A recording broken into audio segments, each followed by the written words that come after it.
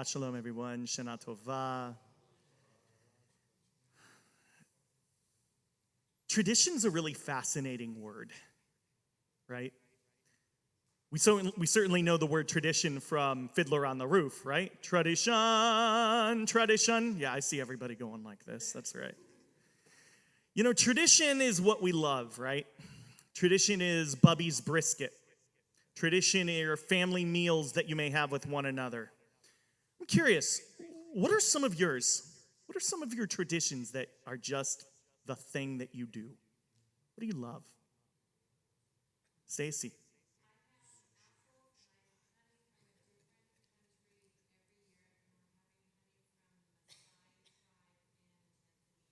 Tanzania. It's funny, I went to Ralph's in the city of Orange. That's, I love that. That is such a meaningful tradition. What are some of the other traditions in here? Barbara, and then, yeah. Preparing holiday meals together as a family, playing games while everybody's cooking, and then enjoying it all together. Scrabble? Not so much Scrabble because I'm really competitive and nobody likes it. Yeah, and we're supposed to be doing teshuva. Yeah, right, I totally get it.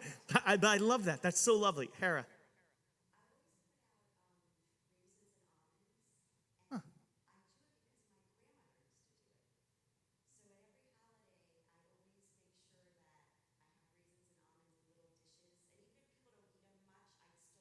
It's great. That's so amazing. Anybody else? Anything good to share? So, yeah, Lois, please. Passover. Everybody together, right? You lead singing Dayenu? Is that your thing? Yeah. So, my family thing, to be sure, is my grandma's stuffing on Thanksgiving. I mean, this is really, really good stuff. She makes it with challah, and it is to die for. It is so incredibly good. And I look forward to it every single year. You know, like in a refrigerator where they have the bins where you put like produce or vegetables or what?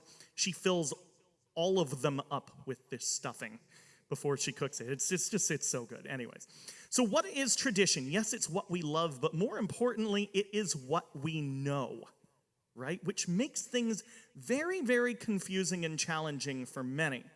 Because let's think about it for a second. How many times, and I've said this before, are people coming up to me, it happened this high holidays, and said, Rabbi, we need to please sing the traditional version of such and such prayer.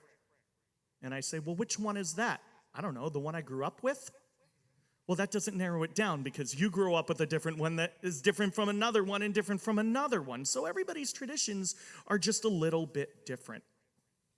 This week's Torah portion, and you'll see where I'm going with this in a moment, this week's Torah portion is Ha'azinu, and Ha'azinu is the second to last Torah portion, is absolutely beautiful because it's in the form of a song, a poem in the Torah that it's split into columns. It's not up there. I should have.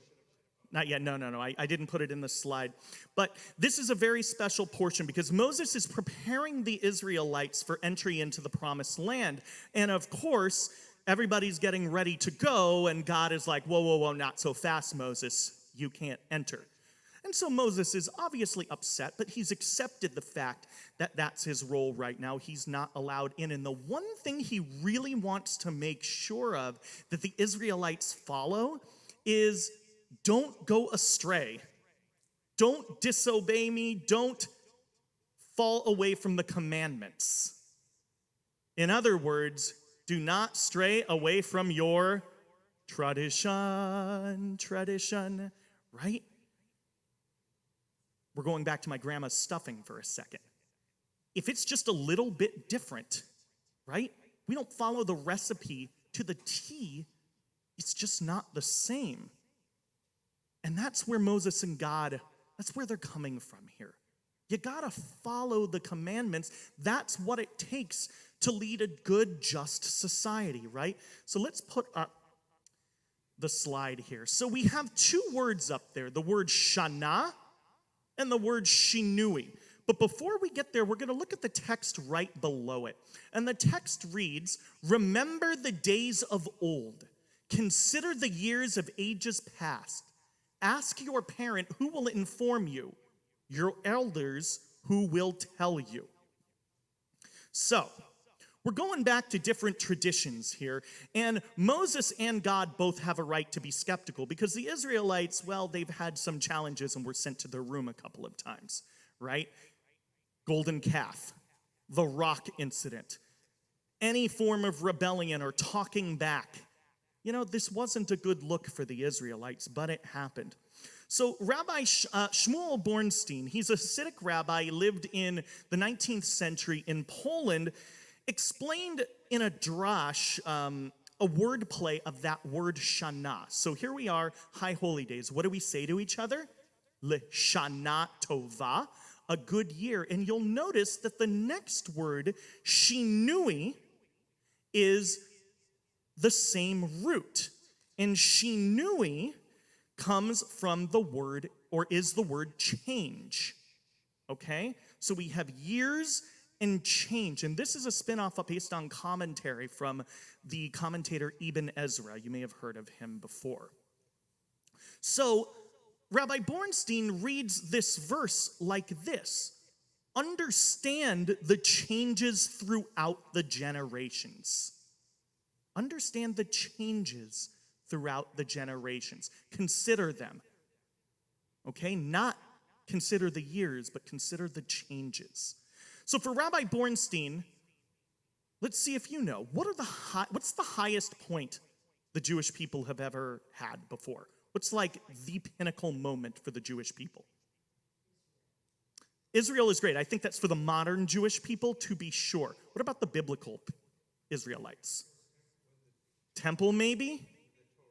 Yeah, Revelation, I think, is probably the highest, right? That where the Torah was given and revealed to Moses up on Sinai, right? So ever since that moment, the Jewish people have never been able to reach that pinnacle moment again. So we've been in a very slow, gradual decline spiritually from that. And so in our own understanding of all of this, right, if we look at tradition and we take it back to, say, grandma's stuffing, because I'm just going to keep going back there, or whatever your tradition might be, it is interesting to look at whether or not we want to accept any form of change whatsoever, or stick with the tradition because that's what we know, that's what we're comfortable with, and that's what we're going to accept. And there's no question and no doubt about it. So think about it in present day terms, right? You have a 66 Mustang, cherry red, right? Beautiful car, gorgeous, classic. And then you have a bright blue Ford Mustang Mach-E, the electric version of the Mustang. I've heard I watch a lot of car videos, and the fact is, they're not so happy about it. Classicalists are not happy that the Mustang is now electric because it's not meant to be a Mustang. It's not meant to be that way. Is it better? Some might argue yes, because it's better for the environment. It's an all-electric vehicle. That might be true. And the same thing goes for music, and the same thing goes for prayer, and the same thing goes for how we live our lives. If you take it musically, right? Contemporary new music can be absolutely wonderful, just as good as the classical melodies that you might know. No, it doesn't necessarily replace what we know, but it could add to our understanding into how we approach a situation, our faith, anything like that, right? So going back to Rabbi Bornstein for a second. Consider the changes in the generations. In his perspective, is an extremely humbling experience, because we might think that the latest and greatest technological advances, right, that's the best. That's where we're at, and that's where we need to be going. But maybe we should also be looking at what our past has brought into our present, right? We need to reflect on both the faults and the achievements of those that came before us. Just because a car is electric doesn't necessarily mean it's the right way. Just because we sing a song that is new or a melody that is new doesn't necessarily mean it's the right way, right? So I've remembered, and it's funny that I just mentioned that right now, because I remember, people telling me and saying to me in the past, it's either your way or the right way. Does that make sense? It's either your way or the right way. Who's to say one way is right and one way is wrong, or one way is better or one way is not? It really skews your thinking and it makes you stop. And at this time of year, that's what we're meant to do. We're meant to be introspective. We're meant to reflect. We're meant to think. Perhaps changing of the generations means that we can reflect on the potential for change in every generation. Maybe it's not what our ancestors taught us. Maybe there's more possibility into what's new. And if we switch to the next slide, how does teshuvah play into this, right? And we look at Rabbi Avraham Kook's words. Take the old, make it new, and make the new holy. I've taught that before, right? Now, this has the element of teshuvah, repentance. As Rabbi Steinberg said before, what does the word teshuvah mean? The word shuv means to return, to come back, returning to what makes us fully human. There are going to be people in our workplace, there are going to be people in our families, even your rabbis, who will tell you that progress isn't really a thing, and from experience, this is the way that is the right way to do everything. And my friends, that can be true. We can learn from that experience because that experience and that wisdom is incredibly holy and useful. But it's not the only way, because an echo chamber, when you're in an echo chamber, while it can be comforting, it can also be a huge roadblock to the future, to relating to the rest of the world. It doesn't allow us to do the hard work of teshuvah, to return to something maybe from the past, but also looking to the future, to add your own twists. Isn't that what the vidui, isn't that what the confessional, isn't that what teshuvah, repentance, is all about? It's being inscribed in the book of life, because if we remain the same, we would really struggle with that decree. So, my friends, we're not to be doomed by the repeated errors of the past, either as individuals, communities, or nations. Judaism's much more optimistic.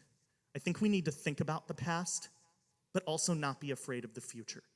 That's what teshuvah is about. Let us return to what we know, but also open our hearts, open our minds, open our souls to something that is new.